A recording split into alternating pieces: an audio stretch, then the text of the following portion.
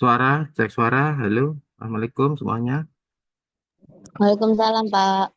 Alhamdulillah, bisa bertemu hari ini. Mungkin agak terlambat latihan tadi. Nah, sebelum memulai, seperti biasa, kita buka kamera ya. Satu, dua, tiga, empat. Untuk absensi ya, silakan.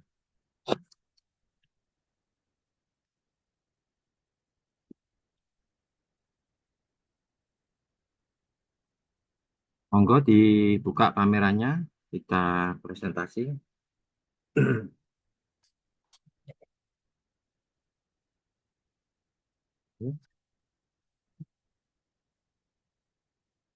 Yang lainnya, mungkin bisa dibuka kameranya.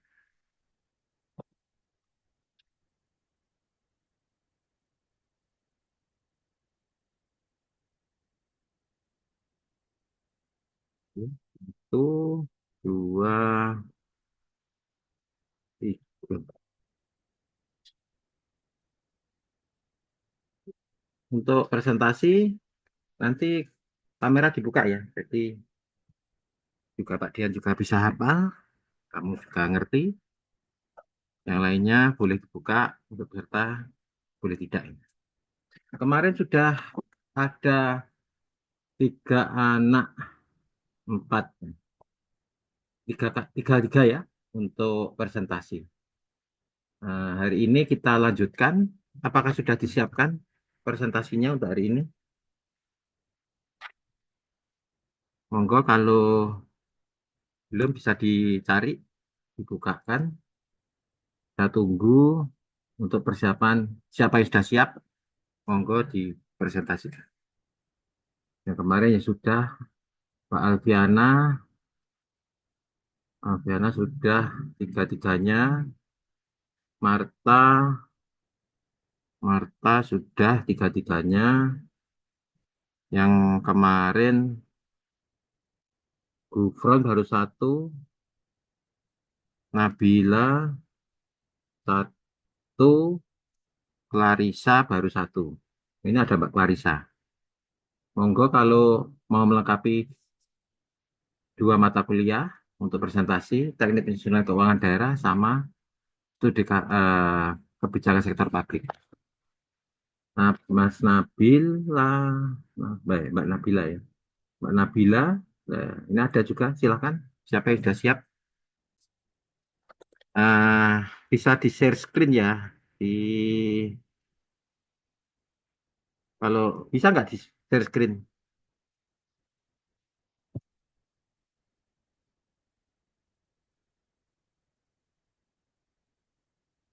Coba ya, kalau bisa di share screen tambah bagus. Tapi apakah ini pakai laptop apa pakai HP ya? Kalau pakai HP ya bisa ya di share screen. Monggo saya tunggu ya, siapa yang sudah siap.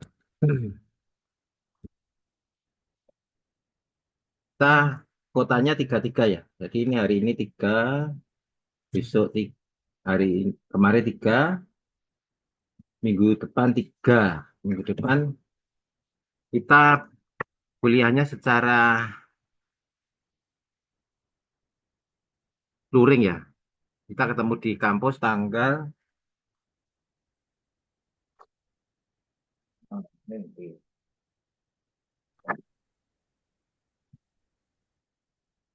tanggal 7 ya.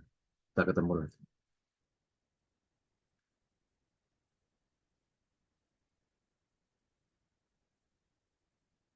Kita ketemu lagi tanggal 7 ya, Selasa ya. Selasa, hari Selasa tanggal 7 kita luring di atas jam 12 lagi. Terakhir, jadi yang belum segera. Terakhir minggu depan, dan ini salah satu penambahan nilai bagi kamu presentasi dan tugas.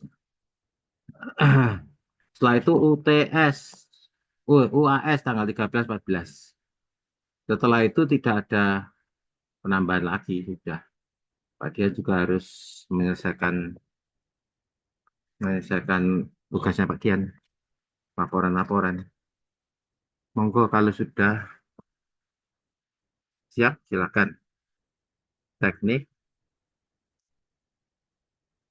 penyusunan keuangan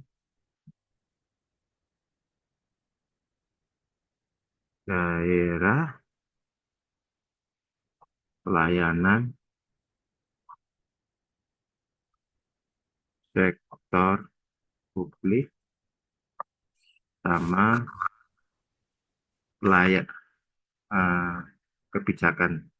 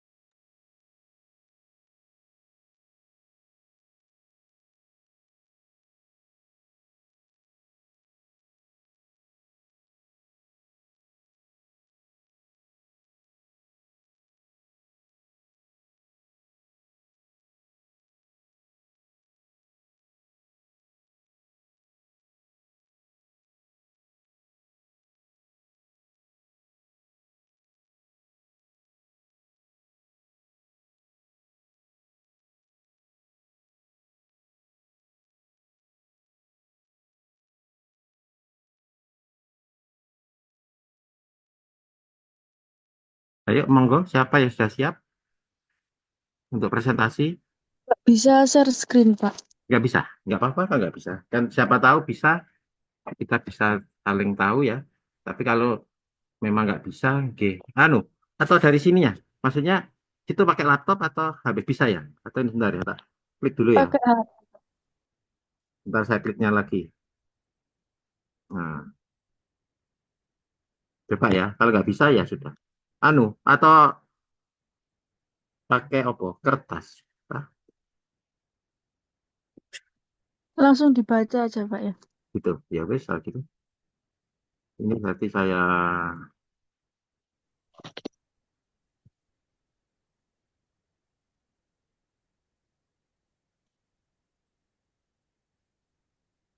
Langsung, Pak. monggo. Kamu buka kameramu ya. Kita biasa. Saya teman-teman juga ngerti ekspresimu ketika mau baca. Bentar, Oke. Pak. Pakai kerudung. Nggih, pakai pakai tutup hijab ya.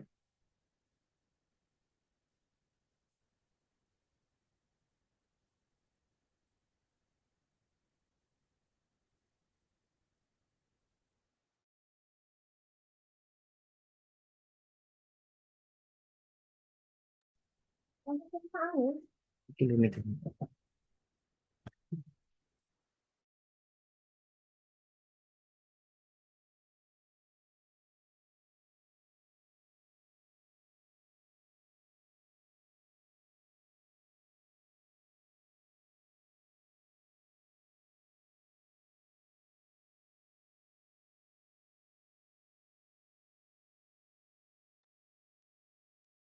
Saya menyampaikan matkul teknik penyusunan keuangan daerah dengan judul Transparansi dan Pengelolaan Keuangan Daerah di Indonesia. Tempat kejadian nasional berpusat di provinsi dan kabupaten kota di Indonesia. Permasalahannya, transparansi anggaran. Beberapa daerah masih mengalami masalah Dalam transparansi pengolahan anggaran, seperti kurangnya keterbukaan informasi kepada masyarakat, penyerapan anggaran rendah, serapan anggaran pemerintah daerah seringkali tidak optimal hingga akhir tahun anggaran, penyiapan keuangan, khusus korupsi dan penyalahgunaan dana daerah masih ditemukan di beberapa wilayah. Kurangnya kapasitas SDM, banyak pemerintah daerah belum memiliki SDM yang kompeten dalam pengelolaan keuangan berbasis teknologi informasi. Tumpang tindih regulasi, ketidaksesuaian antara kebijakan pusat dan daerah dalam hal pengelolaan keuangan. Pemecah masalah menggunakan sistem berbasis elektronik seperti Sistem Informasi Pemerintahan Daerah (SIPD) untuk memantau penggunaan anggaran.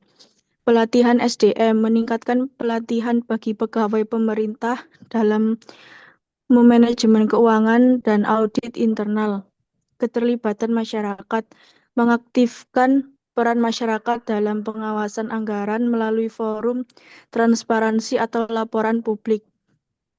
Peningkatan pengawasan memperkuat peran BPK, KPK, dan Inspektorat Daerah untuk memecah korupsi dan penyimpangan anggaran.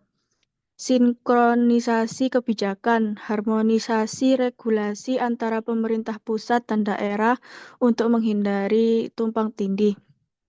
Kesimpulannya, pengelolaan keuangan daerah di Indonesia menghadapi tantangan yang serius terkait transparansi, efisiensi, dan akuntabilitas. Namun, langkah-langkah seperti digitalisasi, peningkatan kapasitas SDM, dan penguatan pengawasan telah memberikan dampak positif di beberapa daerah. Saran pemerintah daerah perlu mengadopsi sistem digitalisasi keuangan secara lebih merata di seluruh Indonesia. Tingkat sinergi antara pusat dan daerah dalam pengelolaan anggaran melalui forum koordinasi rutin. Masyarakat perlu didorong untuk aktif mengawasi penggunaan anggaran daerah, misalnya melalui platform pelaporan yang mudah diakses. Sanksi tegas dan transparansi harus diberikan kepada pihak yang terlibat dalam penyimpangan anggaran untuk meningkatkan efek jera. Apa langsung lanjut, Pak? Boleh Iya, bentar. buka kamera ya kalau bisa. Tidak apa-apa. Iya. Hmm. Yang kemarin itu saya membaca yang mana, Pak? Kemarin kamu kebijakan sektor publik. Berarti Oh iya. pelayanan belum.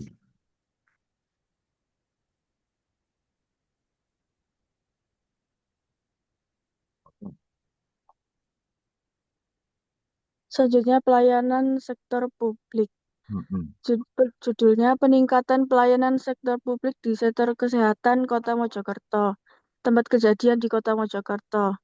Permasalahan pelayanan di Puskesmas Kota Mojokerto sering dikeluhkan masyarakat karena waktu tunggu yang lama, keterbatasan tenaga medis, dan sistem antrean manual yang tidak efisien. Hal ini menyebabkan ketidakpuasan masyarakat terhadap kualitas layanan kesehatan. Pemecahan Pemerintah Kota Mojokerto mengambil langkah untuk meningkatkan kualitas pelayanan dengan mengimplementasikan sistem antrian berbasis digital atau aplikasi yang memungkinkan masyarakat melakukan pendaftaran online, menambah jumlah tenaga kesehatan melalui rekrutmen dan pelatihan intensif, melakukan renovasi fasilitas puskesmas agar lebih nyaman dan mendukung efisiensi pelayanan. Mengadakan survei kepuasan pelanggan secara berkala untuk memahami kebutuhan masyarakat secara langsung. Kesimpulan, inisiatif ini telah mengurangi waktu tunggu pasien hingga 50% dalam 3 bulan terakhir. Sistem digital juga meningkatkan aksesibilitas layanan terutama bagi pasien yang memerlukan konsultasi mendesak. Selain itu, tambahan tenaga medis berhasil mengatasi beban kerja yang tinggi. Saran pemerintah perlu memastikan keberlanjutan program dengan menyediakan anggaran khusus untuk pengembangan teknologi dan pelatihan tenaga kesehatan, memperluas program ini ke sektor publik lain seperti pendidikan dan administrasi kependudukan untuk menciptakan pelayanan terpadu berbasis digital, melibatkan masyarakat dalam memberikan umpan balik untuk meningkatkan kualitas pelayanan secara berkelanjutan. Sudah, Pak. Ya, teman-teman ada yang tanya atau mungkin mau menanggapi atau mengalami sendiri pelayanan di pelayanan-pelayanan sama teknik susunan keuangan daerah. Monggo. Ada satu, dua, tiga, empat, lima, enam. Ada enam ya. Ini yang rajin. Monggo, mungkin Mas Gufron. Kah, ayo, Mbak Clarissa, Mas David. Pak, mohon maaf saya belum presentasi juga. Oh, gitu sih. Bentar ya nanti ya. Kita kan sih Ya satu Pak. ini maksudnya komentari dulu mungkin siapa ada yang bertanya atau mungkin baru sudah selesai baru berikutnya. Monggo, monggo. Ada yang tanya? Ayo, menanyakan ini mungkin atau mungkin menanggapi atau apa nah istilahnya like, comment, and subscribe. Oh iya, iya betul misalnya. Oh, komen. Oh gini. Like, subscribe ya ini ya kita kumpul ini subscribe. Ayo monggo. Kalau nggak ada tak tak komeni ya. Mulai Saya dari bertanya, Pak. monggo silakan ke Mbak Nabila tadi atau silakan Mas David. Eh, Tadi kan menyangkut terkait dengan pelayanan publik ya. Mm-mm, Nah, di salah satu rumah sakit di Kota Mojokerto. Nah, mm-mm, ini ada nih Pak studi kasus di Kabupaten Mojokerto sendiri, mm-mm, tepatnya di Kecamatan Gede. Itu mm. ada salah satu rumah sakit di situ. Akan tetapi eh, BB, kalau pakai BPJS itu kadang penanganannya kurang gitu kan. Nah, terus bagi masyarakat yang kurang mampu, BPJS ini kan buat bantuan barangkali bisa rawat jalan atau dan lain seterusnya. Dan tetapi di situ malah pelayanannya tidak efisien dan banyak sekali keluhan di situ. Nah, apakah pertanyaan saya adalah apakah BPJS ini termasuk kebijakan oleh pemerintah daerah? Apakah ini sebuah produk gagal gitu Pak? Dengan pembayaran yang Terus bulanannya itu bulanan. sama, akan tetapi ketika ada orang sakit itu tidak terlaksana secara efisien dan sedemikian rupa. Ya itu aja Pak. Terima kasih. Oke Mas David ya. Nah, kita ada yang komen itu mengalami sendiri. Memang betul tadi untuk kita ngomen layanan tadi dulu ya. Eh, dan janjinya Pak Prabowo ini bahwa BPJS akan dihapuskan ya. Kita sudah masuk Januari ya, nggak terasa. Selama 13 pertemuannya. Akan diganti kelas rawat inap standar apa ya, KRIS apa namanya. Dan saya sendiri itu mengalami pemotongan tiap bulan, terus pelayanannya eh, kadang seperti itu. Tapi Pak Dian hanya mengalami enaknya kalau kalau rumah sakit ya mungkin rumah sakit itu sing dilayani wake rumah sakitnya lihat-lihat standarnya. Kalau Pak Dian itu di depan rumahnya Pak Dian di Bojonegoro itu ada rumah sakit umum daerah. Pokoknya kapok Pak Dian, nggak ilok di situ. Nah, kalau yang di kotanya Bojonegoro ini itu lumayan. Kalau dulu Pak Dian sering berobat di kota, pengalaman waktu saat itu masih ada orang tuanya Pak Dian ya, kan pensiunan Mojokerto ya. Sampai nggak mau memang beliaunya itu, apalagi rumah sakit umumnya kan sekarang ya kalau saya kota loh ya, kota itu ibaratnya ke rumah sakitnya malah di kayak Nduri sana, Surodinawan. Dulu kan rumah sakit umumnya di depannya SMP 1 kota. Nah, bagaimana pelayanannya? Akhirnya beliaunya pindah ke rumah sakit. Pertama ke Gadul lumayan lah, cuma kok agak jauh ya. Akhirnya ke depan rumah di rumah sakit Sakinah itu. Ya, lumayan, tapi memang saking banyaknya yang dilayani dengan BPJS itu kita pemerintah kewalahan ya. Apa karena banyaknya penduduk itu atau memang jiwa-jiwa kita itu dokter loh ya, dokter atau bukan dokter ya. Itu kan sebenarnya administrasi ada toh jurusan itu administrasi rumah sakit. Ketika dapat duit itu akhirnya banyak yang pertama bisa jadi dikorupsi ya, korupsi. Yang kedua itu dari pemerintah tidak segera cair-cair. Nah, ya memang jiwa-jiwa kalau jadi saya bukan ngatani PNS ya, jiwa-jiwa orang yang wis kalau kalau swasta itu ibaratnya untuk bisa makan besok itu kita harus bekerja hari ini dengan baik ya. Tapi beda dengan jiwanya PNS ya. Eh, kerja sekarang atau besok atau sekarang mungkin ibaratnya libur dulu tetap ada yang dimakan. Akhirnya orangnya tidak ada jiwa kalau kita itu gampangannya apa? Jiwa wira swasta. Wira swasta itu tadi kalau nggak kerja sekarang dengan baik, besok makan apa? Sehingga dia harus memberi pelayanan yang baik, memberikan pelayanan yang baik ya. Dia harus kerja tahanan, tidak ada hari libur. Akhirnya seperti itu, kerjanya seenaknya. Walaupun di rata-rata pegawai ya dokter itu kan, apalagi gedek itu ya. Kalau puskesmas, tak nggak tahu ya kalau di Bojonegoro ini tiap masuk berobat dengan KTP aja. Nah, walaupun tadi punya BPJS. Kalau punya KTP saja, kalau berobat di puskesmas, tapi Bojonegoro nggak tahu ya Mojokerto. Itu gratis, pokoknya menunjukkan KTP Bojonegoro. Apakah Mojokerto itu menunjukkan KTP Mojokerto gratis? Nah, kalau BPJS-nya baru Pak Dian rasakan ketika Pak Dian punya dokter rujukan ya, misalnya di kota Pak Dian ini, di Bojonegoro ini, di Sumberjo, tepatnya. Itu eh, dia pelayanannya memang bagus. Dalam artian eh, ya ada nomor urutnya antrinya, beneran, diperiksa tenanan. Kalau misalnya dia kan juga PNS ya dokter aslinya, itu ada dokter penggantinya tetap dilayani dengan senyum. Ya. Atau karena mungkin, tapi layanannya bukan di puskesmasnya, di kliniknya. Ya bukan. Kan ada dokter yang dituju siapa.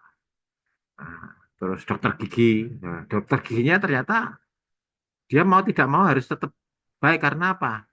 Dia itu muridnya dulu, muridnya Pak Dian. Akhirnya dia sungkan sendiri. Ya. Nah, dia juga sungkan karena lihat giginya yang ompong ya. Tapi kalau di kliniknya bagus memang. Nah, pengalaman sendiri ketika istrinya Pak Dian itu mau melahirkan, mau hamil ya segitu. Itu antar dokter itu ya, walaupun dulu waktu itu belum pakai BPJS, itu pindah dokter gitu, tak wis apa ya, gak cocok. Sampai akhirnya ketemu dokter yang paling paling bagus. Dokternya sabar, siapa? Dokternya tua, bukan tua, masih muda, tapi kuatus ya. Misalnya kita mau lihat hasil pemeriksaan itu, malah dikatakan, kan kita sebagai pasien itu harusnya ditujukan ini hasilnya, bagaimana bayinya misalnya. Tapi enggak dijawab. Oh ini kalau lihat hasilnya ini harus sekolah dulu, sekolahnya berapa? Oh, iya Pak Dian, ya diam aja Pak Dian, walaupun sekolah dokter S2, wah ya siga, tapi ya, wah ini ki ya, apakah ini karena BPJS-nya tadi, jiwanya ya dalam arti suka korupsi. Nah, alasannya tadi harus direnovasi, jumlah kesehatan, ataukah memang dia itu tidak punya jiwa seorang dokter.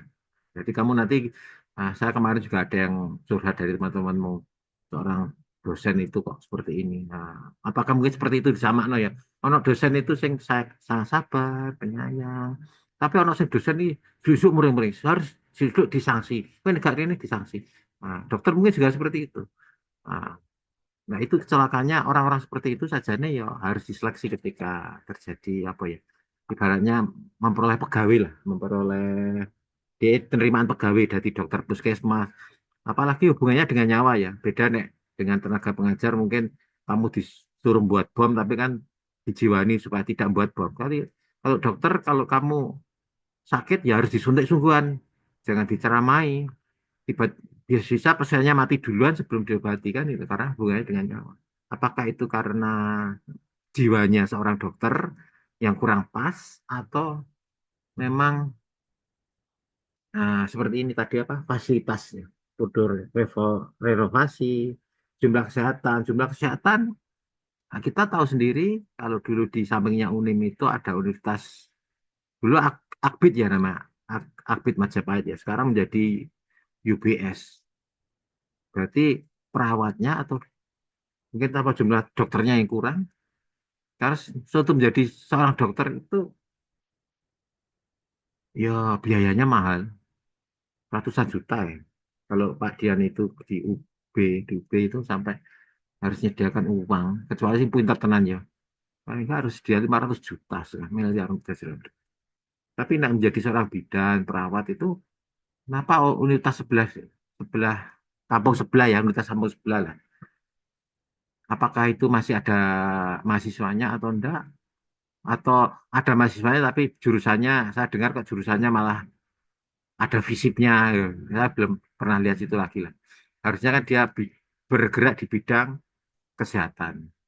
Tapi yang di Berangka sana ada universitas ya kesehatan. Apakah masih ada mahasiswanya atau mahasiswanya misalnya ya lulusannya kebidanan tapi kok jadi teknik industri misalnya atau kesehatan tapi misalnya malah apa wira swasta apa ya walaupun wira swasta agak jelek. Jadi kan bukan jumlah tenaga kesehatannya berkurang, nanti bisa jadi mungkin sudah kelebihan tenaga kesehatan, tetapi jiwa kesehatannya kurang. Nah, jadi makanya juga repot ya. Penyediaan aplikasi. Kita tahu toh, menurut saya kok hanya, nggak tahu ya, Kak. Menurut saya itu hanya di Indonesia saja yang beli bensin harus pakai barcode. Beda dengan negara tetangga Malaysia misalnya, kok nggak ada. Sampai besok-besok mungkin seluruh mahasiswa eh, atau seluruh Indonesia, teman apa, seluruh orang Indonesia kira-kira jidate di sini dikai barcode gitu. Tik gitu. Jadi kalau mau beli soto ditik dulu, oh ini sudah kenyang, oh ini belum gitu. Semuanya pakai barcode. Harus mulai itu apa mulai bensin, memenuhi barcode. Oh, mulai terapkan. Walah, apa karena penduduknya kebanyakan? Cina itu yang penduduknya banyak tapi kok bisa menjadi raksasa dunia. Kita kok masih menjadi raksasa negaranya tok gede tapi penduduknya SDM-nya kurang. Hmm. Kok dikasih anggaran khusus dikorupsi lah. Makanya ya presiden kita Pak Prabowo ini hanya kali koruptor ini paling nek dikumpulno iso kayak mangan makan gratis 1 2 tahun paling. Sakmono akeh ya korupsi anggaran. Apa di barcode kayak aplikasi. Bahkan kita di kampus saja itu ada berapa aplikasinya? Ada 2 ya, e-learning sama Sima. Pemenang sing barcode. Wah, kayak sesuai. Pernah nggak kamu lihat film judulnya iRobot? Sekali-sekali walaupun anak fisik delok film-film gitu di apa ya, snack video atau apa itu. Bagaimana seluruh semuanya besok di aplikasi dibuat robot, ternyata robotnya kena virus, bukannya robot itu kita kerja suruh kita kerja ya, misalnya kan ngepel atau apa, justru robotnya itu nanti yang akan menumpas manusia. Beres. Itu bisa kejadian. Wong dengan aplikasi yang mobile banking misalnya, moro-moro iso dikuras duitnya. Wah, beda dengan dulu ya kalau nggak ada mobil banking, paling bijuke lewat telepon. Padahal moro-moro bisa terkuras habis uang yang ada di HP. Itu kan ulai robot yang dikasih virus sama manusia. Jadi PR-nya sangat banyak kita di Indonesia ya, pelayanan publik. Nah, itu tadi digedek apa meneh kena BPJS-nya. Kalau pengalaman, tapi nggak tahu juga, lain kota, lain lain kebijakan. Pak Dian kalau sering itu, kalau kan gede kan kabupaten ya. Kota dulu ya, saya pernah periksakan istri saya itu malah PGI suntikan apa ya. Untungnya diseneni apa istri saya nggak mau. Misalnya lah gak jadi anakku sing hari sekarang. Tapi kayak obat apa. Dulu waktu di rumah sakitnya di depannya SMP 1 situ. Wah, oh, saya masih ingat kok. Jadi dokternya belum datang, terus dipanggil, disuruh nunggu. Misalnya seharusnya dokternya jam 3 ya. Jam 3 loh, sampai jam 4 belum datang. Jam 4 datang terus seperti kamu ngumpulkan UTS gitu loh. Namanya dipanggil satu. Dilalah ya. Pas dia tak tulis pekerjaannya apa mungkin yang lainnya wira swasta. Dilihat dosen. Terus akhirnya mau seakan-akan kilo pundaknya apa sini jidatnya Pak Dian mau diperiksa gitu.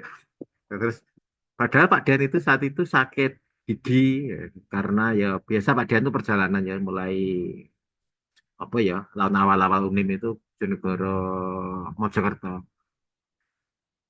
Terus pada lumpangan ya istilahnya harusnya dikasih vitamin C tak terus dulu ya. Oh ini harus rawat inap berapa hari tak Sud? Terus dirijinya itu 3 terus tiba-tiba yang 2 itu moro-moro juga mekrok jadi 5. Baik ya, ya dok, nah, tak periksa dulu, tak pikir-pikir dulu karena ya tak bawa ke rumah tak kasih jeruk nipis ya sembuh. Nah itu loh makanya sekarang itu Pak Dian jarang periksa di kota ya terutama kota Mojokerto kabupaten. Ya karena pengalaman-pengalaman pada saat dulu seperti itu. Ini cocok juga harus kamu tanyakan sebagai Bu Hikmah ya. Bu Hikmah itu termasuk pengelola RSUD-nya. Untuk yang puskesmas saya belum begitu mengamati ya karena kalau di Mojokerto sebentar. Lalu di sini pembangunan puskesmas besar-besaran, puskesmas dirubah menjadi rumah sakit umum daerah. Tetapi kemarin ada kasus ketika buat pagernya ambruk, wah korupsi. Padahal duitnya ya akeh-akeh harus ini kan dapat dana bagi hasil. Nah, itu menarik untuk nah, sayangnya kita ilmu pemerintahannya harusnya ada kebijakan di bidang rumah sakit. Kalau di Universitas Pak Dian dulu itu ada magister rumah sakit, ya. Magister rumah sakit, pemeriksaan rumah sakit, apa pengelola rumah sakit. Makanya di Malang itu termasuk rumah sakitnya, tapi ya belum belum cek nan ya, bagus rumah sakit Saiful Anwar sana. Nah, Surabaya itu bagus RSAL sama RSUD Sutomo. Tetapi semua rujukan Indonesia Timur loh ke Surabaya. Bagaimana kemarin itu ketika ibunya Pak Dian itu masih hidup, mereksa datang jam 6, baru diperiksa jam 4 sore. Sehari sendiri. Karena mungkin banyak orang. Terus besok dijadwal, nggak boleh. Misalnya 2-3 hari datang. Seminggu kemudian baru datang. Banyak orangnya.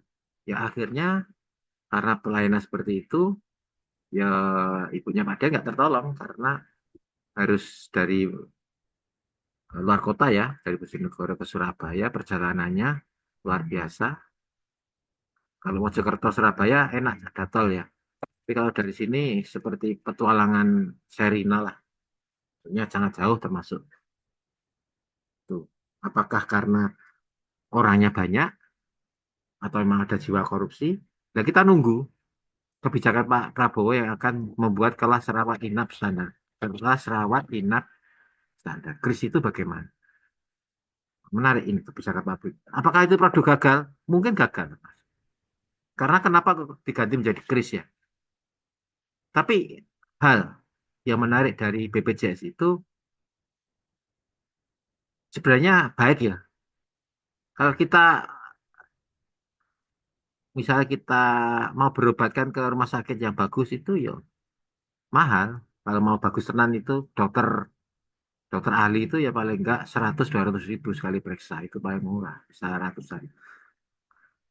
Supaya murah ditanggung bersama. Sayang, ada jiwa korupsinya mungkin. Banyak toh kasus-kasus rumah sakit yang ternyata uang BPJS-nya nggak dibayarkan ke dokter. Sangat disayangkan. Nah, yang selanjutnya adalah keuangan daerah, sumber daya, penguatan, dan pengawasan sinergi. Transparansi keuangan. Nah, ini masuk ada hubungannya dengan peningkatan sektor publik yang tadi tentang BPJS ya terutama. Pokoknya S2 cair itu loh, siapa yang bisa mengontrol itu uangnya buat apa? Apakah benar untuk dibelikan tempat tidur di rumah sakit misalnya? Apakah benar tentang tiga gajine dokternya? Tentang kayak sertifikasi di sekolah-sekolah apa ya, sekolah bawah itu SD sampai SMA. Dulu kan ada sertifikasi atau mungkin apa itu bantuan bantuan orang miskin itu. Karena memang hubungannya kan harus pakai aplikasi, pakai bank. Kan tidak setiap orang bisa memanfaatkan. Nah, kalau mahasiswanya Pak Dian, insya Allah, apalagi kan bisa Zoom ya, memanfaatkan aplikasi biasa. Tapi kalau orang-orang desa, akhirnya minta apa namanya itu, moderator itu apa? Nah, nanti kalau uangnya cair, dipotong 50 ribu. Nah, kok bayaran dokternya dipotong 50 ribu lah ini. Makanya penguatan pengawasan, sinergi, SDM. Apalagi Indonesia itu luasnya kata Presiden Pak Prabowo itu sama dengan daratan Eropa. Eropa lautnya wakeh kene, jakeh gunungnya, jakeh semak-semaknya, masih banyak binatang buasnya. Oh, Eropa kan sudah dipotong-potong, misalnya Sumatera Utara, DW negara ini. Kita Indonesia kadang mau ke Sumatera itu, kalau kita nggak lewat tol itu, kalau berangkat malam itu takut dibegal di jalan. Kemarin ada cerita itu di Banyuwangi aja, kalau sudah malam hati-hati lewat itu Jawa Timur. Kalau nggak ngasih uang, terus dibegal, dijalui ya. Indonesia harus harus kuat, kayak zamannya Pak Harto itu mungkin. Tapi jangan Pak Hartonya, kalau artinya keamanannya. Nek a- akeh begal macam-macam harusnya ya aja sampai begale sing lepas, sing sing melawan begal malah dipenjara kan itu. Begal ya dikarung aja saja nih. Tapi nanti hubungannya sama hak asasi manusia. Itu PR yang sangat berat untuk kamu-kamu semuanya nanti memegang Indonesia. Oke, itu mungkin tanggapannya Pak Dian Wake ya. Tanggapannya kok Wake? Wes, silakan siapa Iya, yang Pak. bisa presentasi, monggo Mas Saya, Pak. Gufron. Saya. Siapa dulu Gufron ya? Kamu Iya. buka ya kameranya, jadi kita bisa silakan dibuka kameranya, Mbak. Nggak usah sungkan seperti Mbak Nabila tadi. Nah, bisa, oke, malah bagus. Nah, itu 2 kali untuk masuk ke model layar penuh. Misalnya ini nggak bisa ya, kamu keluarkan fotomu ya, Gufron.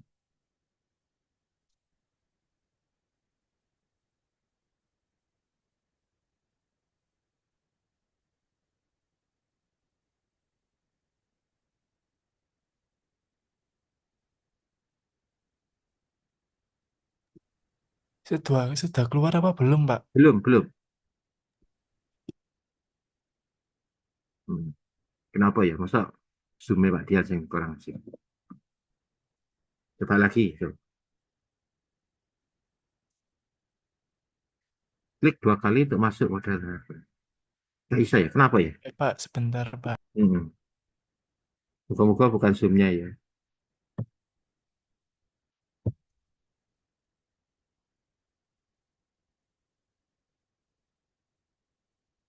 Beberapa peserta berkali secara bersama. Semua peserta. Hmm.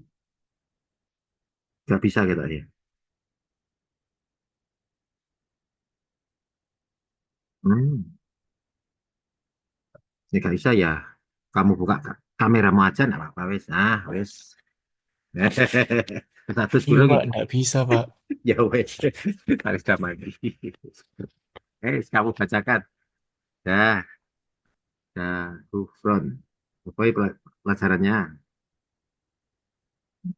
Hmm. Ini, Pak, saya yang eh tugas mata kuliah kebijakan sektor publik. Kebijakan sektor publik. Ayo,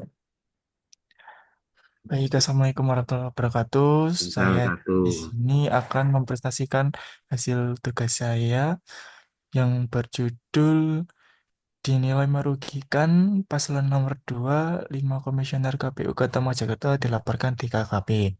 Permasalahan, 5 Komisioner KPU Kota Mojokerto dilaporkan ke Dewan Kehormatan Penyelenggara Pemilu atau DKKP karena diduga merugikan pasangan calon nomor urut 2 dalam pemilihan wali kota Mojokerto. Laporan ini terkait dengan dugaan adanya yang mengacu pada kewenangan atau pelanggaran dalam proses penyelenggaraan Pilwali yang dianggap tidak adil terhadap paslon nomor urut 2. Pemecahan. Pemecahan masalah ini berada di tangan DKKP yang akan melakukan investigasi terhadap laporan tersebut. DKKP berperan untuk menyelidiki apakah benar terjadi pelanggaran etik oleh komisioner KPU Kota Mojokerto dan jika ditemukan kesalahan, mereka dapat menjatuhkan sanksi atau tindakan yang sesuai. Proses hukum dan klarifikasi terkait permasalahan ini akan menjadi langkah penting untuk menjamin keadilan dalam penyelenggara pemilu. Kesimpulan, laporan terhadap 5 komisioner KPU Kota Mojokerto menjadi perhatian besar dalam penyelenggaraan Pilwali. Masalah ini mengenai ketidakadilan yang merugikan salah satu paslon dan menjadi isu yang memerlukan penyelidikan menyeluruh oleh DKKP untuk memastikan bahwa semua proses pemilu berjalan sesuai dengan prinsip keadilan, trust, dan transparansi. Saran-saran, transparansi dan akuntabilitas KPU Kota Mojokerto diharapkan dapat meningkatkan transparansi dan dalam setiap tahapan pemilu terutama pada memberikan penjelasan kepada publik mengenai proses yang dilakukan. Penyelidikan yang objektif. Di KKP sebaiknya melakukan penyelidikan secara objektif dan adil terhadap laporan yang ada untuk menjaga kepercayaan masyarakat terhadap lembaga penyelenggaraan pemilu. Pelatihan dan peningkatan etika. KPU perlu melakukan pelatihan berkelanjutan untuk para komisioner agar lebih memahami kode etik dan aturan dalam penyelenggaraan pemilu, guna mencegah terjadinya pelanggaran serupa di masa mendatang. Sudah, Pak, saya beralih ke mata kuliah selanjutnya. Oke, silakan. Ya. Selanjutnya, saya akan mempresentasikan pada mata kuliah pelayanan sektor publik yang berjudul Jasa Marga Siapkan 3 Jalan Tol Fungsional Saat Nataru. Permasalahan, libur Natal 2024 dan 2025 diprediksi akan menjadi momen puncak bagi perjalanan arus mudik dan wisata yang berdampak pada peningkatan volume kendaraan di jalan tol. Hal ini menimbulkan beberapa permasalahan terkait pengelolaan lalu lintas, kenyamanan penggunaan jalan tol, dan pengoptimalan kapasitas jalan tol. Beberapa masalah utama yang dihadapi oleh PT Jasa Marga Persero (TBK) dalam menghadapi musim liburan tersebut adalah yang pertama, kepadatan lalu lintas. Meningkatnya jumlah kendaraan yang melintas di ruas tol selama musim liburan berpotensi menyebabkan kemacetan dan gangguan pada kelancaran perjalanan. Kepadatan ini bisa terjadi pada beberapa ruas jalan tol yang menjadi jalur utama, seperti jalan tol Jakarta Cikampek, tol Jogja Solo, dan tol Probolinggo Banyuwangi. Yang kedua, kondisi jalan dan infrastruktur. Curah hujan yang tinggi selama musim liburan dapat menyebabkan genangan air, lubang di jalan, serta kerusakan infrastruktur lainnya yang berdampak pada keselamatan dan kenyamanan pengguna jalan. Efisiensi pengelolaan lalu lintas. pengelolaan lalu lintas yang tidak optimal seperti antrian panjang di gerbang tol atau rest area yang penuh dapat menambah waktu tempuh dan meningkatkan risiko kecelakaan. Yang keempat, kesiapan pengguna jalan. Banyak pengendara yang belum mempersiapkan perjalanan dengan baik, seperti kendaraan yang tidak dalam kondisi prima, saldo uang elektronik yang tidak mencukupi, atau kekurangan perbekalan selama perjalanan. Pemecahan masalah. Untuk mengatasi masalah di atas, PT Jasa Marga telah menyiapkan sejumlah langkah-langkah strategis yang meliputi yang pertama, pengoperasionalan fungsional jalan tol. 3 ruas jalan tol yang sebelumnya belum beroperasi penuh akan difungsionalkan selama libur Nataru, yaitu Jalan Tol Jogja Solo, segmen Klaten Prambanan, Jalan Tol Probolinggo Banyuwangi, segmen Geding Keraksaan, dan Jalan Tol Jakarta Cikampek 2 Selatan dari Sadang hingga Kutanegara. Langkah ini diambil untuk meningkatkan kapasitas jalan tol dan mengurangi kemacetan pada ruas-ruas yang sering padat. Yang kedua, peningkatan kapasitas infrastruktur.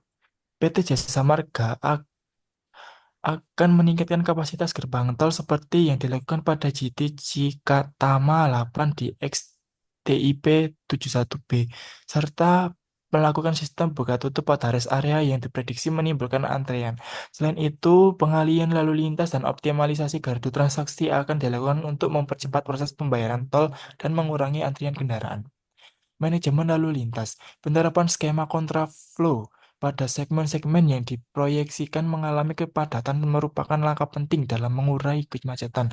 Selain itu, pengawasan dan evaluasi rutin terhadap kondisi jalan tol akan dilakukan untuk mengatasi genangan air, lubang, dan kerusakan lainnya. Yang keempat, penyuluhan kepada pengguna jalan. Jasa Marga juga menghimbau bahwasannya pengguna jalan untuk mempersiapkan perjalanan dengan matang, seperti memastikan kendaraan dalam kondisi baik, BBM cukup, saldo kartu uang elektronik mencukupi, serta membawa perbekalan yang cukup. Pengguna jalan juga disarankan untuk menggunakan aplikasi Travoy yang menyediakan informasi terkini mengenai lalu lintas dan lokasi rest area. Yang kelima, peningkatan layanan dan keamanan. PT Jasa Marga juga menyiapkan layanan keamanan dan kesehatan dengan menempatkan tugas-tugas di titik rawan kecelakaan, serta memastikan ketersediaan fasilitas kesehatan dan keamanan seperti sepanjang tol. Kesimpulan, persiapan PT Jasa Marga dalam menghadapi libur Natal 2024 dan Tahun Baru 2025 dengan pengoperasian fungsional beberapa ruas jalan tol serta peningkatan kapasitas dan manajemen lalu lintas yang diharapkan dapat mengurangi kepadatan dan meningkatkan kenyamanan pengguna jalan.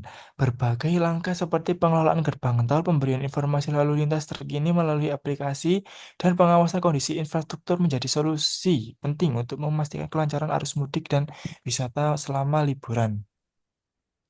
Keberhasilan langkah-langkah tersebut juga sangat bergantung pada kesadaran pengguna jalan untuk mempersiapkan perjalanan dengan baik. Saran-saran. Yang pertama, peningkatan sosialisasi dan edukasi. Meskipun PT Jasa Marga sudah melakukan imbauan penyuluhan yang lebih intensif tentang persiapan perjalanan, terutama dalam hal keamanan kendaraan dan pengisian saldo uang elektronik, perlu dilakukan agar pengguna jalan lebih siap dan tidak menghadapi kendala teknis di lapangan. Yang kedua, perbaikan infrastruktur jalan. Jasa Marga perlu memastikan bahwa ruas jalan yang akan difungsionalkan sudah dalam kondisi baik dengan mengecek rutin terhadap kemungkinan adanya lubang atau genangan air guna menghindari kecelakaan dan gangguan lainnya. Yang ketiga, optimalisasi rest area dan fasilitas layanan. Agar tidak terjadi kemacetan atau ketidaknyamanan di rest area, perlu ada pengaturan yang lebih baik terkait kapasitas dan jam operasional, serta penyediaan fasilitas yang memadai di setiap titik rest area. Yang keempat, inovasi layanan teknologi. Penerapan teknologi lebih lanjut seperti penggunaan aplikasi untuk menginformasi kondisi jalan, estimasi waktu perjalanan, dan lokasi-lokasi kemacetan dapat lebih membantu pengguna jalan dalam merencanakan perjalanan mereka. Yang kelima, kolaborasi dengan pihak terkait. Kerja sama dengan pihak kepolisian dan instansi terkait sangat penting untuk memastikan pengawasan yang maksimal dan respons cepat dalam mengatasi permasalahan yang muncul selama arus mudik dan balik. Dengan ini, penerapan langkah-langkah tersebut dapat diharapkan libur Natal 2024 dan Tahun Baru 2025 dapat berjalan lancar dan aman bagi seluruh pengguna jalan. Sekian dari saya. Terima kasih, Bu. Oke, Mas David, eh, Mas Ariski. Ayo, yang lainnya komen, silahkan. Komen, share, and like. Seperti tadi, eh, ada teman kita yang menceritakan pengalamannya. Nah, kita tahun baru ternyata lewat juga ya. Selamat berganti tahun ya. Semoga tambah semangat, eh tambah anu ya, tambah banyak rezeki, panjang umur, sehat selalu, banyak tantangan. Monggo, teman-teman yang mau komentar.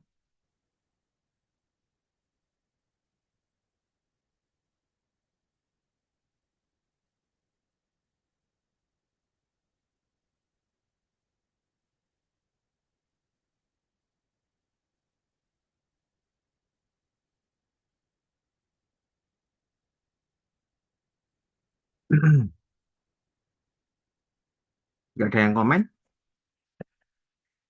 Oke, dimulai dari kebijakan sektor publik ya.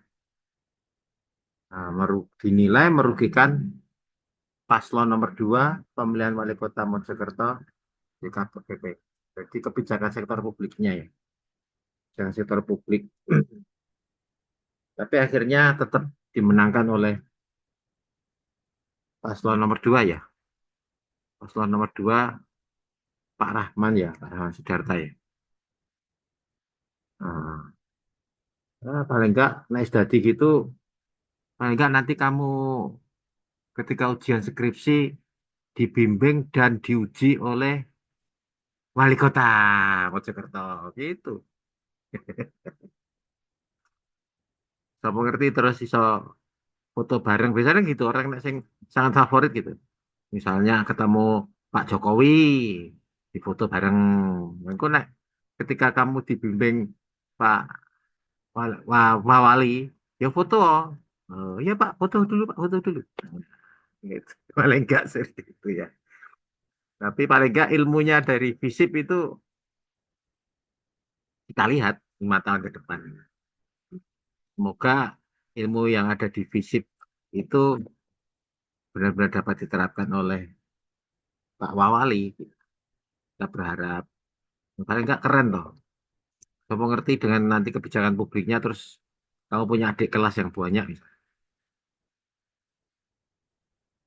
Jadi kan ilmu dari seorang pemerintah itu kan kenapa ada politiknya ya. Politik itu kan politik harus mempunyai kekuasaan.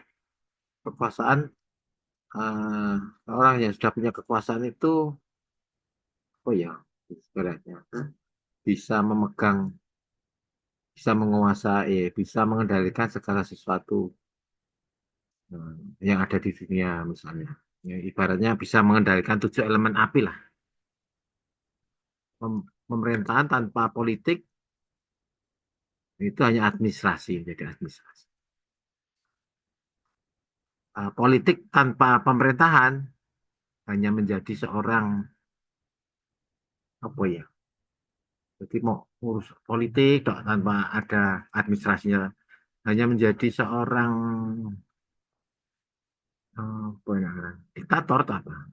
Ini memang sosial, politik, ilmu pemerintah. Dia harus ngerti. Jadi paling enggak presiden kita, wakil presiden, wali kota harus ada harus ngerti teori pemerintahan, administrasi publik, administrasi negara, kebijakan publik, kebijakan publik. Nanti nek dia mau karena yang netizennya banyak toh tanpa punya teori sosiologi misalnya, tanpa ada teorinya administrasi publik, ya amburadul nanti laporan keuangan. Nah, itu saya repot. Dia nanti hanya bisa asal Bapak senang. Yang tadi apa? Transparansi keuangan daerah ya. Pokoknya laporan pusat beres wes. Engko ana sisane duitnya geng lencer Karena kan Pak Prabowo gak suka. Nah, sama Pak Jokowi penak, soto encer. Nah, akhir tahun jalan tol ini paling isinya wong sing duitnya luwe-luwe kena kayak rekreasi, menghabiskan anggaran, kok gak mikir pelayanan publiknya yang dibagusin misalnya. Jadi merugikan paslon nomor 2. Jadi membela nomor 1, tapi yang menang tetap nomor 2, walaupun hasilnya tipis ya. Kalau kabupaten petahana malah kalah, malah Gus Bara sih. Jadi ada kebijakan publik yang tidak disukai masyarakat. Ada pelayanan publik yang tidak disukai oleh masyarakat. Mungkin, mungkin bukan pentahananya yang nggak bagus, pembantunya pelayanan. Misalnya, kenapa kok Bu Ita, nih Ita itu pilih lagi ya. Kemarin Pak Dian akhirnya kan ngurus SIM itu. Gampang ya, nggak seperti pikiran Pak Dian, pikirannya 5 tahun yang lalu, 10 tahun yang lalu. Sing ribet, enggak sampai jam 8 masuk, jam 9 sudah keluar hajat. Cepet, perpanjangan loh ya. Nggak tahu nih awal ngurusin kon muter sepeda motor kono kan, kon maju mundur mobil nggak tahu. Untuk Mojokerto ya, kalau di Bojonegoro dulu ya, tuh angel-angel gawe komputer sing piye sing ah sepeda motornya kudu muter-muter kayak stuntman. Mungkin sekarang sama seperti di Mojokerto. Pelayanan publiknya harus harus bagus. Dari ibaratnya masak ya, kebijakan publiknya bagus, menghasilkan pemimpin yang bagus, rakyatnya juga nanti akan dipelayani dengan. Jadi jiwa birokratnya itu nggak begitu banyak seperti era-era zamannya Pak Harto, besok kayak zaman Orde Baru lah, Orde Lama mungkin juga bisa. Karena seorang ASN itu atau pelayan publik itu nantinya dituntut menjadi seorang apa karyawan itu apa sih, usahawan, entrepreneur. Dulu teorinya tentang negara itu adalah memberikan pelayanan publik sebesar-besarnya tanpa mengharapkan untungan atau apa. Tapi teori yang terbaik, yang terbaru itu bahwa pemerintah juga harus bisa menghasilkan keuntungan dengan pelayanan publik itu. Makanya justru salah nek PLN, terus migas itu, caranya tidak, alasannya gak subsidi ya, tapi bisa bisa memberikan keuangan untuk negara. Walaupun masih ada korupsi sampai sekarang. Aneka tambang yang sekarang itu di sidang itu, Harvey Mois apa itu negara tidak hanya jual pasirnya atau nikelnya, tok, residu gitu ada. Akhirnya Pak Jokowi itu membuat hasil hilirisasi itu supaya negara itu punya uang banyak. Hilirisasi membuka pabrik yang kemarin ada di Gresik itu walaupun kobong tapi tetap di Tuban yang akan buat apa jenenge penampungan minyak bumi dari Bojonegoro. Nah itu butuh tenaga-tenaga lokal saja nih. Tapi yang datang malah kadang dari Cina, dari apa itu yang kurang benar. Dan nanti negara harus bisa memperoleh keuntungan. Jadi ibaratnya masak itu, masak mie aja loh. Kamu tahu kan masak mie, mie sedap atau apa itu. Bumbunya sekarang mau macam-macam. Ada yang chef Juna, apa chef yang apa itu.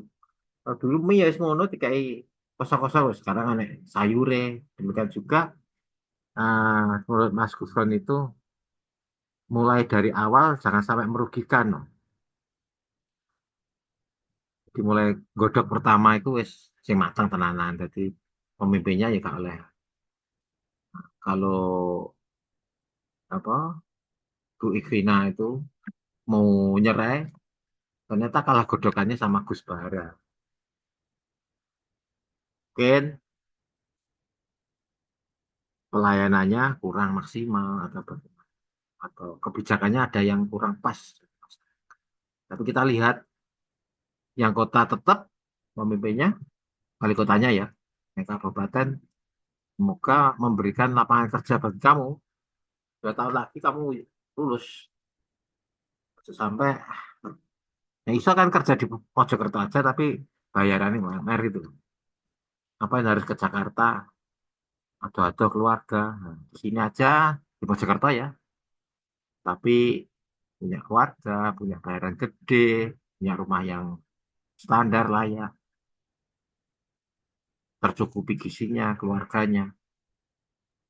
Tuh, harusnya seperti itu. Jangan berpikiran, aku harus ke sana. Walaupun IKN dipindah ke Kalimantan ya. Kan niat jadi pemerintah pusat ya kudu mau dipindah ke IKN. Kita kan pemerintah lokal. Makanya yang tadi pelayanan sektor publik salah satunya harus ada eh, apa pelayanan-pelayanan yang lain. Nanti dia bisa menciptakan jalur-jalur yang bagus. Ini makanya Pak Dia juga baru ingat ya, tak ucapkan tadi bukan ulang tahun, selamat tahun baru aja. Cuma kemarin Selasa kita nggak kuliah kan, nggak jadi kan baru hari ini. Ada nggak yang keluar kota, misalnya Jawa Tengah atau apa? Nah, pas aku Mojokerto ya kemarin malam ya tanggal 31 malam itu Pak Dian jalan-jalan ke kota Mojokerto. Kok sepi gitu.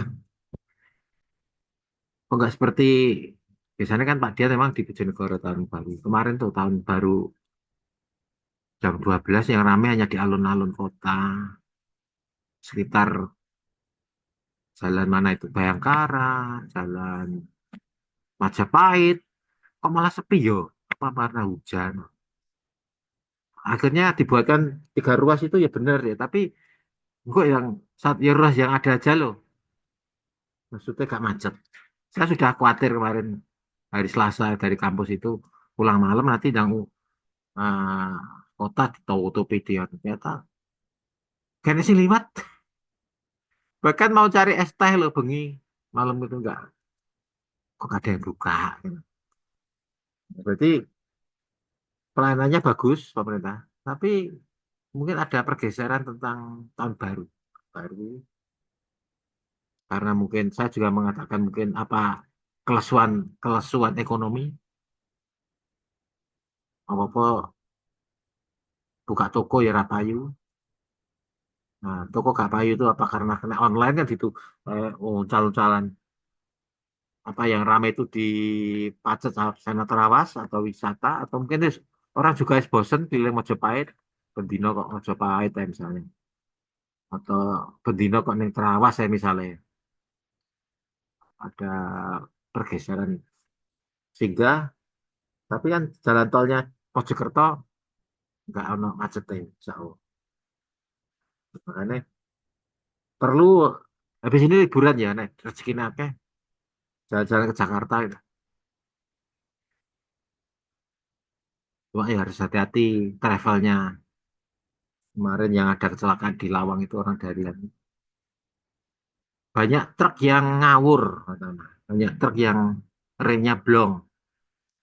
Di pesannya Pak Dian, nek ketemu truk nanti ojo nyedak, memang blong bi, nanti selip apa. Truk yang banyak lewat di depannya Jabon itu. Oh, ada gede ya Allah. Jadi nyebrang keluar dari kampus ya kudu hati-hati. Nah, kita belajar secara daring gini aman lah. Paling nek sini ngomah ya apa ya mau kecokot semut gak bahaya inilah kalau paling di sana dikandani ibu lah boleh kok ning ngarepe laptop ae 3 jam mau bu itu anak pabrik ya bagus nah, tapi ternyata terjadi pergeseran ya pengalaman kemarin tahun baru semoga kamu tambah rajin semester 4 mari ngono semester 5 sekarang semester 6 besok seperti julang Pak Dian meneh coba bosen-bosen nih untuk selalu bertanya Oke, ini tadi sudah pelayanan sektor publik 2 anak, kurang 1 lagi. Teknik penyusunan kurang 2, kebijakan sektor publik kurang 2. Siapa yang belum presentasi? Saya, Pak. Oh, Mbak Larissa, nggih, monggo. Kamu buka seperti tadi ya kameranya, jadi kita ngerti. Oh, ini mana?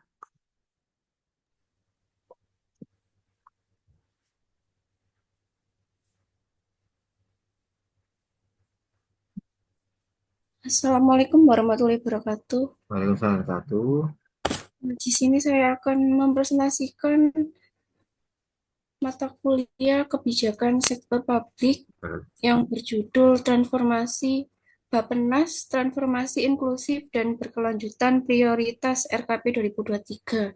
Permasalahan kemiskinan ekstrim dan ketimpangan, upaya untuk menurunkan kemiskinan ekstrim ke 0-1% pada tahun 2024 memerlukan pendekatan multidimensi, termasuk penguatan sistem pelindungan sosial dan pengurangan ketimpangan antar wilayah. Namun, tingkat ketimpangan sosial ekonomi masih menjadi penghambat besar.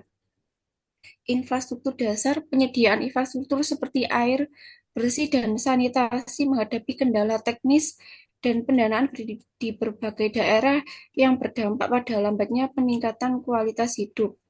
Selanjutnya, pemecahan RKP tahun depan yang didorong untuk mewujudkan transformasi ekonomi yang inklusif dan berkelanjutan akan didorong melalui beberapa target sasaran. Target sasaran pembangunan tahun depan meliputi pertumbuhan ekonomi sebesar 5,3 sampai 5,9%, tingkat pengangguran antara 5,3 sampai 6%, rasio Gini 0,375 dan penurunan emisi gas rumah kaca. Kemudian indeks pembangunan manusia IPM 73,31, tingkat kemiskinan 7,5%, nilai tukar petani 103 sampai 105 dan nilai tukar nelayan 106 sampai 107. Pemerintah berencana memperluas program bantuan sosial seperti PKH dan BPNT atau bantuan pangan non tunai untuk mengurangi kemiskinan ekstrim dan meningkatkan kesejahteraan masyarakat marginal. Kesimpulan, RKP 2023 dengan tema transformasi ekonomi inklusif dan berkelanjutan menargetkan pengentasan kemiskinan ekstrim, peningkatan kualitas sumber daya manusia, pembangunan infrastruktur dasar, serta transisi menuju ekonomi hijau.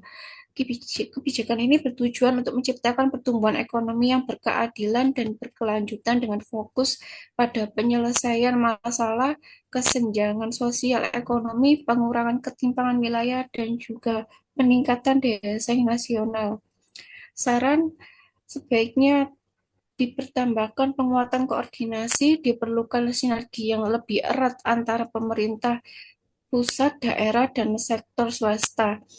Yang kedua, optimalisasi anggaran. Alokasi anggaran harus lebih efisien dengan memprioritaskan sektor strategis seperti pendidikan, kesehatan, dan energi terbarukan. Yang ketiga, peningkatan partisipasi publik melibatkan masyarakat secara aktif dalam perencanaan dan pelaksanaan program untuk memastikan kebijakan yang dihasilkan relevan dengan kebutuhan lokal. Untuk selanjutnya, mata kuliah Teknik Penyusunan Keuangan Daerah yang berjudul Pemprov DKI Khawatir Proyek ITF Santer Bakal Bebani Keuangan Daerah. Tempat kejadian DKI Jakarta, permasalahannya terkait proyek Intermediate Treatment Facility atau ITF Santer di Jakarta berpusat pada keterbatasan anggaran dan kesulitan mencari mitra investasi. Pemerintah Provinsi Jakarta menyatakan proyek tersebut membutuhkan dana investasi sekitar 5,2 triliun hingga Pemprov DKI belum mampu memenuhi biaya tersebut, termasuk pembayaran tipping fee atau biaya pengelolaan sampah per ton yang cukup tinggi. Pemecahan diversifikasi sumber pembiayaan melibatkan investor swasta. Pemprov memperbaiki mekanisme penawaran kerjasama dengan pihak swasta, memastikan transparansi, dan memberikan insentif seperti pengurangan dana alternatif,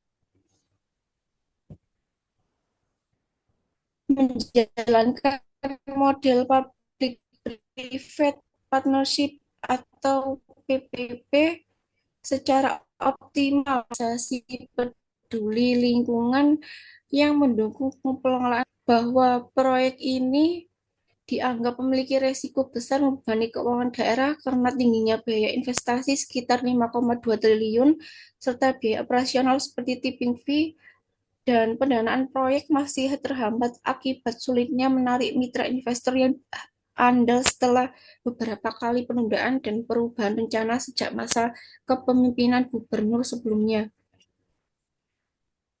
Sebagai alternatifnya, Pemprov DKI memprioritaskan pembangunan fasilitas pengelolaan sampah yang lebih hemat biaya seperti refuse derived fuel yang sudah mulai diterapkan di Bantar Gebang dan direncanakan di lokasi lain. Upaya ini bertujuan untuk mengatasi krisis sampah tanpa membebani APBD secara signifikan. Saran evaluasi proyek secara menyeluruh, fokus pada solusi alternatif, dan melibatkan dukungan pemerintah pusat. Sekian dari saya. Terima kasih. Wassalamualaikum warahmatullahi wabarakatuh. Waalaikumsalam warahmatullahi wabarakatuh.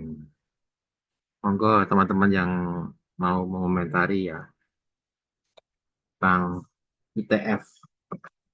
Ada yang satunya kemiskinan.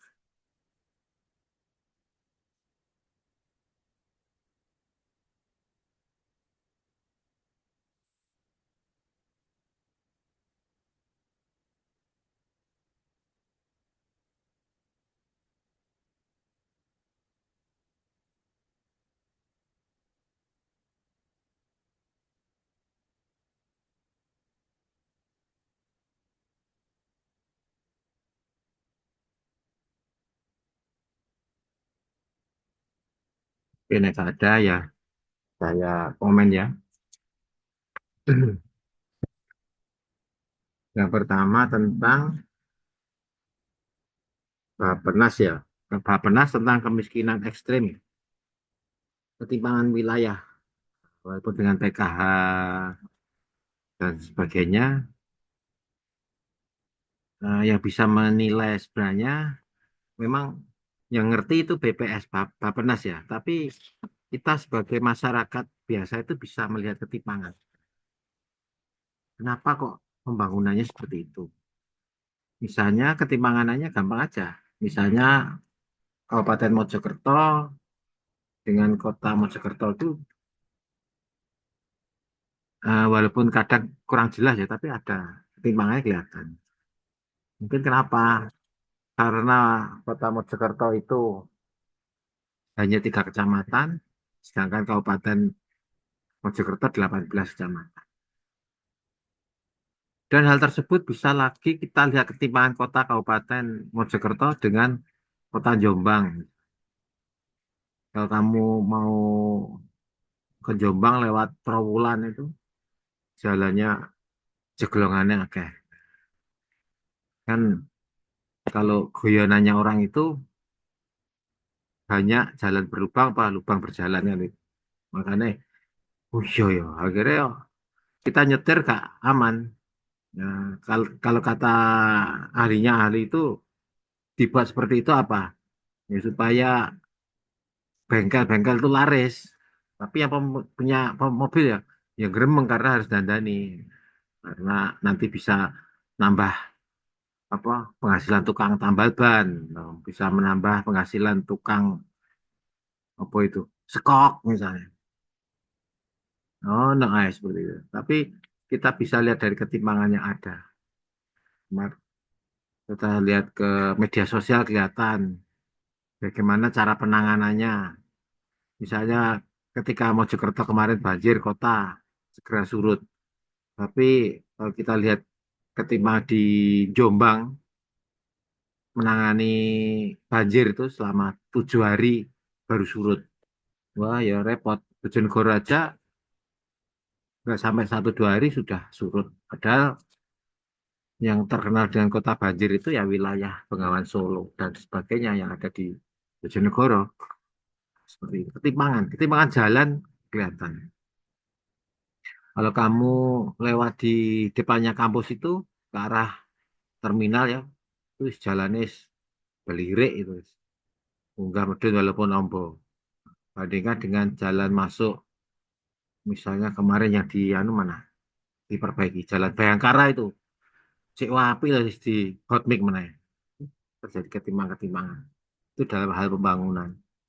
Nah, ketimpangan dalam hal kemiskinan bisa dilihat dari data yang ada. Tapi pernah antara Bappenas, antara kota atau kabupaten atau dengan antara apa gitu, yang miskin itu berbeda. Kenapa? Mungkin nanti di PKH juga beda lagi. Kemarin siapa ya? Yang korupsi timah itu, Harvey Mois atau siapa itu? Sandra Dewi, Sandra Dewi. Dia itu loh kok dapat bantuan PKH orangnya, orang miskin. Koruptor, mana wis koruptor ya terus bayarannya 100 juta atau berapa itu 1 bulan. Oh ya dia dapat PKH ya. Akhirnya ya benar-benar dapat ya benar-benar miskin loh. Apa nggak dapat? Kalau kita lihat di TikTok itu benar-benar ada yang benar orang-orang miskin ya, mungkin benar miskin ya dibantu, tapi kadang di media sosial itu juga gawen-gawenan itu serempet. Di shooting ini nggak punya uang terus seperti ini. Wah, akhirnya malah kayak memang golek-golek ya. Akhirnya orang membantu. Wah, itu akhirnya terus duitnya di Melayu. Tapi nek sing mereka harusnya dapat bantuan dari pemerintah, ya harusnya dibantu pemerintah kemiskinan itu. Nah, itu bisa. Nah, kalau programnya presiden yang terbaru ini tahun 2029 atau 25 ya, 2027 diharapkan terjadi kemiskinan 0% bisa atau enggak? Nah, itu tantangan. Itu sing keluarganya Pak Wo Sugih ya dapat bantuan PKH. Repot tadi ya, makanya terus DE sebagai koordinatornya karena orang orang miskin tua renta gitu kan gak bisa buka aplikasi ya, gak bisa buka ATM saldo di Jukokno tapi kok dipotong 50.000. Miskin, miskin lagi. Kalau lagu anunya kan begitu, peribahasa sudah jatuh ketimpa tangga. Nah ini sudah miskin, kejatuhan tangga lagi. Tambah nemen.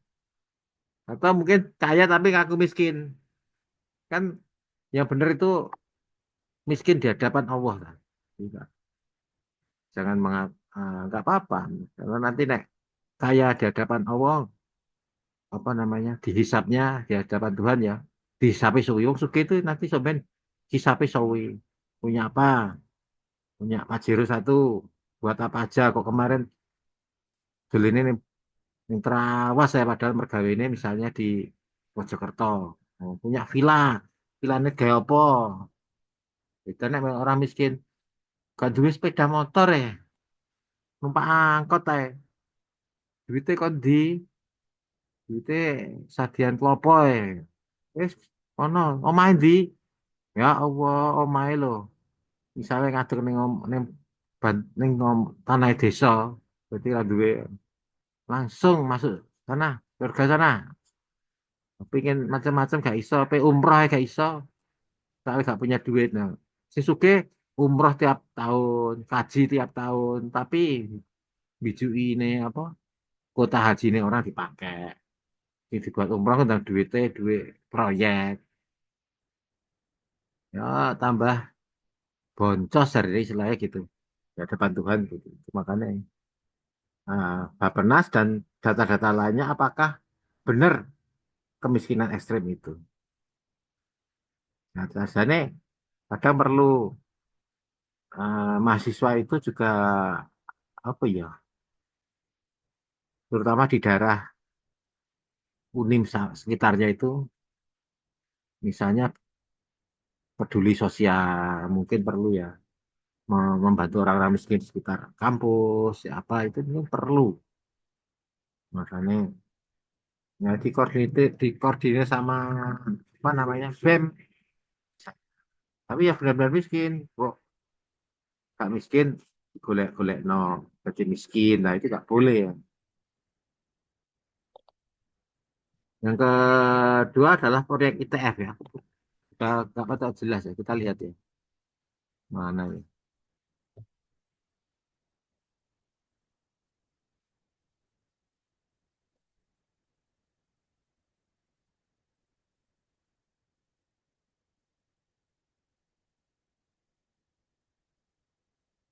Ya,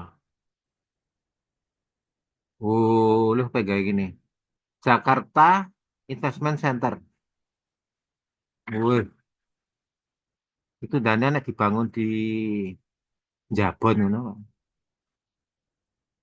Wong kamu punya taman di depannya, visi pakai foto. Ini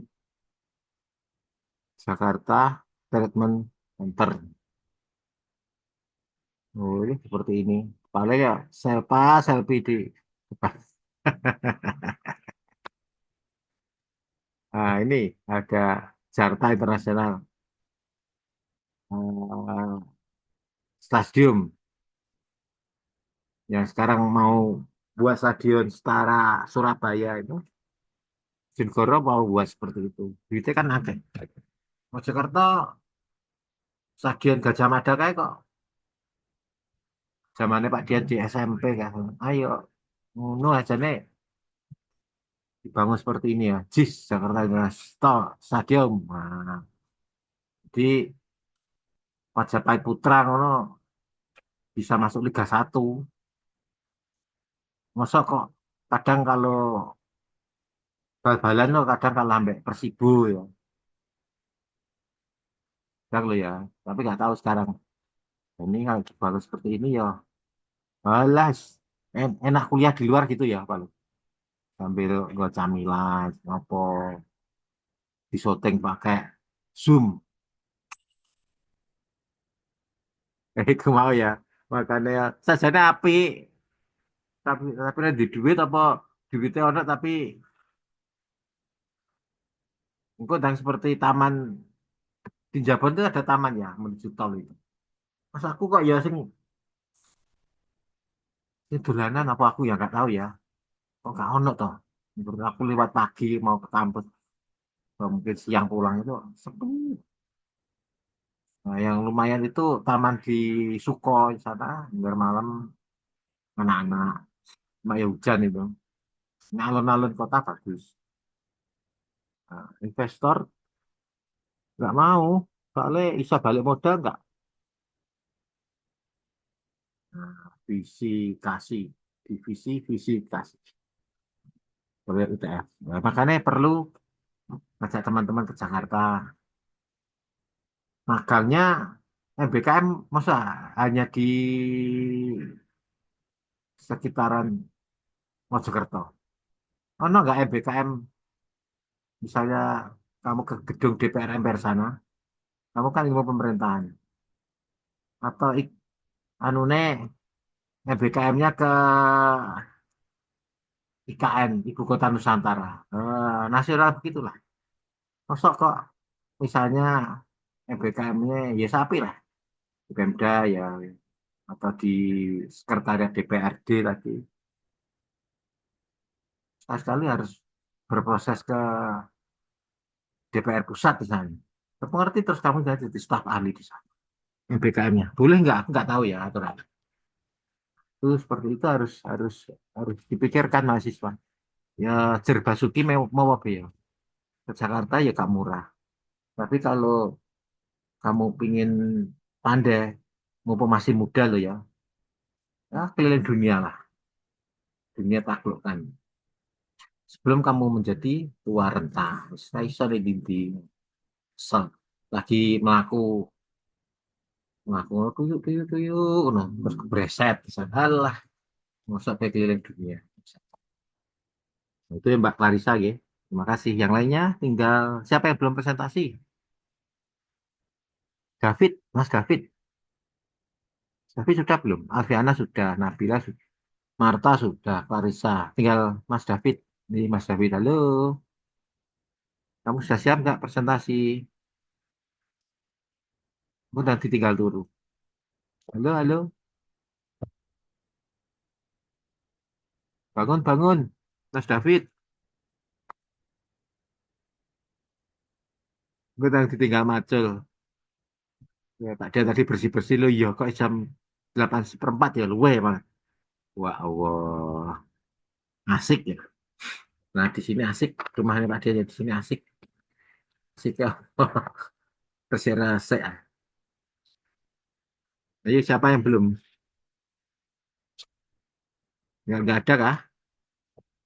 Ada yang ditanyakan sebelum kita akhiri ini jam 10 kah? 10 kelas perempat. Monggo.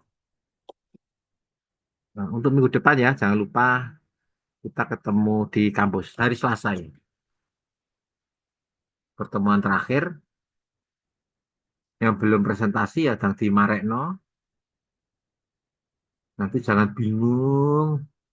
Wis mau nilai keluar. Oh, gak ada nilainya Pak. Saya itu kasihan, tapi kan jadi manusia kadang ada capek juga. Tanggal 7 kita ketemu hari Selasa jam 12 ke atas ya. Di kemarin. Atau pagi ya. Kalau mau pagi ya enggak apa-apa. Selasanya. Enak siang aja yuk. Iya Pak, siang aja. Soalnya kan kalau pagi itu kan nanti jam 9:30 itu ada mata kuliahnya Pak Prapto. Anu deh. Zoom ya. Pak Prabu. Kurang tahu Pak kalau Pak Prapto kan kadang Zoom, kadang masuk gitu.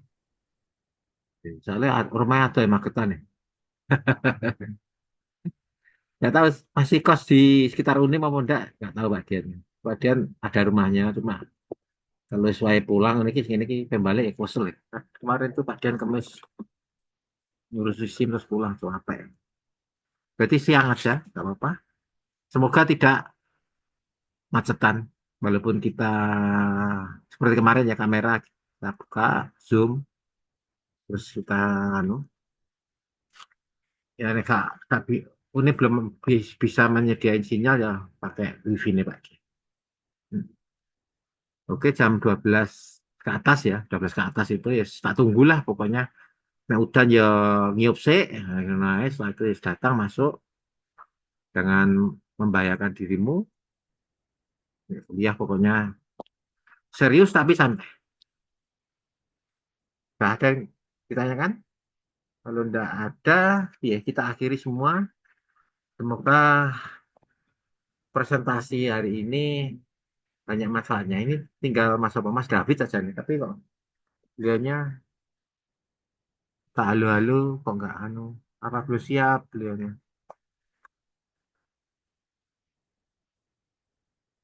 Ini 1, 2, 3, 4, 5, 6. Si turu telu,